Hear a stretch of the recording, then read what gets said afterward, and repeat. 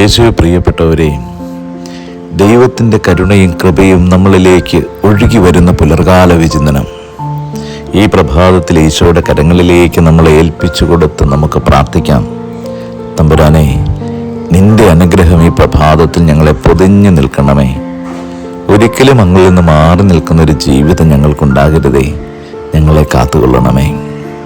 ഇന്ന് നമ്മൾ ധ്യാനിക്കുവാൻ പോകുന്ന ദൈവതിരുവചന ഭാഗം ദൈവമായ കർത്താവ് മോശയ്ക്ക് പ്രത്യക്ഷപ്പെടുന്ന ആ വലിയ സംഭവത്തെക്കുറിച്ചാണ്. തൻ്റെ അമ്മാവൻ്റെ ആടുകളെ മേയിച്ചുകൊണ്ടിരുന്ന മോശ വളരെ പ്രത്യേകതയുള്ളൊരു കാഴ്ചയിലേക്ക് ക്ഷണിക്കപ്പെടുകയാണ്. ഒരു മുൾപ്പടർപ്പ് കത്തി എരിഞ്ഞുകൊണ്ട് നിൽക്കുകയാണ്. എന്നാൽ അത് കത്തി അമർന്നു പോകുന്നില്ല.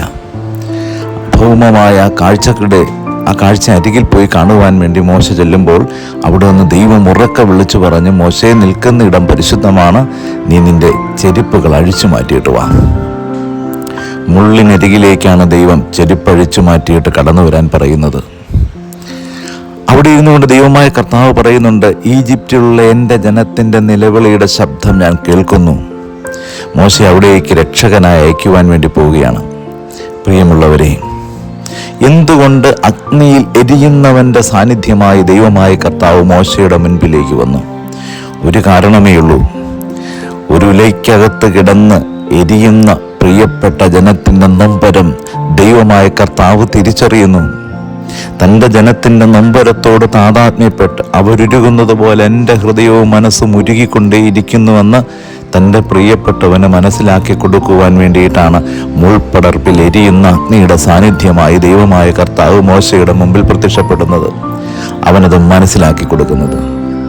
അപ്പോൾ ദൈവമായ കർത്താവ് ഒരുവനെ രക്ഷിക്കുവാൻ വേണ്ടി ഇറങ്ങി പുറപ്പെടുമ്പോൾ നീ അനുഭവിക്കുന്ന അതേ വേദനയുടെ തീവ്രത തൻ്റെ ഹൃദയത്തിനകത്ത് ദൈവം അനുഭവിക്കുന്നുണ്ട്. ദൈവം നിന്റെ നൊമ്പരത്തോട് താതാത്മ്യപ്പെട്ട് നിൽക്കുന്നവനാണ്. നിന്റെ കണ്ണുനീരിനെ അറിയുന്നവനാണ്. അതുകൊണ്ടാണ് ദൈവമായ കർത്താവ് കാൽവരിയിലെ കുരിശിൽ നിനക്ക് വേണ്ടി ചോര മോചന ദ്രവ്യമാക്കി കൊടുത്ത് നിന്നെ വീണ്ടെടുത്തത്. നിന്റെ വേദനയോട് ചേർന്ന് നിൽക്കുന്നൊരു ദൈവമുണ്ട്. നിന്റെ കണ്ണുനീരിനോട് ചേർന്ന് നിൽക്കുന്നൊരു ദൈവമുണ്ട്. അതാണ് നിന്റെ ദൈവം. മോശയോട് പറഞ്ഞു, ചെരുപ്പിടണ്ട, നീ ചെരുപ്പിടാതെ മുള്ളിനരികിലേക്ക് നടന്നു വാ. മോശയെ ദൈവം ഓർമ്മിപ്പിച്ചു കൊടുക്കുകയായിരുന്നു.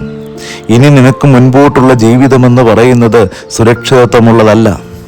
കല്ലും മുള്ളും അഗ്നിയും നിറഞ്ഞ ജീവിതത്തിലൂടെ നീ ചെരുപ്പിടാതെ ഈ പരിക്കുകളും വേദനകളും ഏറ്റുകൊണ്ട് വേണം മുൻപോട്ട് നടന്നു പോകുവാൻ. പിന്നീട് പ്രിയപ്പെട്ടവരെ, നമ്മൾ കാണുന്നുണ്ട് ഈ മോശയുടെ ജീവിതത്തിൽ ഉടനീളം എരിയുന്ന അഗ്നിയുടെ അനുഭവമായിരുന്നു. മുള്ളിൽ ചവിട്ടി നടക്കുന്ന അനുഭവമായിരുന്നു. പാറയിൽ തട്ടി വീഴുന്ന അനുഭവമായിരുന്നു പിന്നീട് മോശയ്ക്ക് വേണ്ടി ദൈവം ഒരുക്കി വെച്ചത്. അപ്പോൾ ദൈവമായ കർത്താവ് ഒരു വ്യക്തിയെ രക്ഷകന്റെ റോളിലേക്ക് കർത്താവ് എടുത്ത് അവരോധിക്കുന്നുണ്ടെങ്കിൽ അവന് ഏൽപ്പിച്ചു കൊടുത്തിരിക്കുന്ന ആ റോളിന് അനുഗുണമായ ജീവിത ശൈലിയും എൻ്റെ ജീവിതത്തിലേക്ക് ലഭിക്കും. നിനക്ക് ദൈവമായ കർത്താവ് എരിയുന്നൊരു ജനത്തെ രക്ഷിക്കുവാനുള്ള ദൗത്യമാണ് നൽകുന്നതെങ്കിൽ ആ തീയുടെ വേദന നിന്റെ ജീവിതത്തിൽ നൽകും. അപ്പോൾ നീ അനുഭവിക്കും. ആ കല്ലുകളിൽ തട്ടി വീഴുന്ന അനുഭവം നിനക്കുണ്ടാകും. ആ മുള്ളിലൂടെ നടക്കുന്ന അനുഭവം നിനക്കുണ്ടാകും. അതുകൊണ്ട് ഇതിനെ ജീവിതത്തിൽ ഉൾക്കൊള്ളുന്നൊരു വ്യക്തിക്ക് മാത്രമേ ദൈവത്തിൻ്റെ മുഖശോഭയോട് താതാത്മ്യപ്പെട്ട് ജീവിക്കാനായിട്ട് പറ്റുകയുള്ളൂ. ദൈവമായ കർത്താവ് മോശയ്ക്ക് കൊടുത്ത ദൈവ അനുഭവമാണ്. അവൻ്റെ മുഖത്തേക്ക് നോക്കുന്നവർ ദൈവത്തിൻ്റെ മുഖത്തേക്ക് നോക്കുന്നത് പോലെയായിരുന്നു. അത്രമാത്രം പ്രകാശപൂർണമായിരുന്നു ദൗത്യം ജീവിതത്തിൽ കൊണ്ടു നടക്കുന്നവന്. അതുകൊണ്ട് പ്രിയപ്പെട്ടവരെ, ദൈവത്തിൻ്റെ പക്കലേക്ക് ജീവിതത്തെ വിട്ടുകൊടുക്കുക. യേശുവേ, അവിടെ തൻപാർന്ന സ്നേഹകരങ്ങളിലേക്ക് ഞങ്ങളെ നൽകുന്നു. ഞങ്ങൾക്കും ജീവിതത്തിലൊരു ദൗത്യം നൽകിയിട്ടുണ്ടല്ലോ. അത് തിരിച്ചറിയാൻ, അതനുസരിച്ച് ജീവിക്കാനുള്ള കൃപ നൽകണമേ. ജീവിതത്തിൽ ഞങ്ങൾ പരാതി പറയുന്നവരാകരുതേ. ആമേൻ.